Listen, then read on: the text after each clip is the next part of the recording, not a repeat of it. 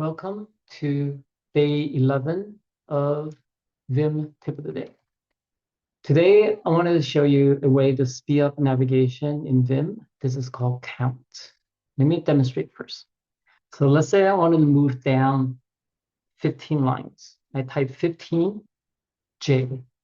That jumps me down 15 lines.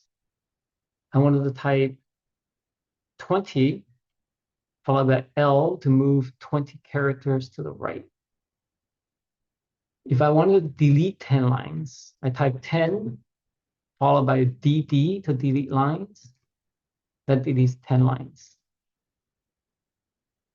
Lastly, I can search also using this. So you can say, I want to search for the fifth occurrence. You type 5 followed by slash followed by Vim. So I want to search for the fifth occurrence of Vim.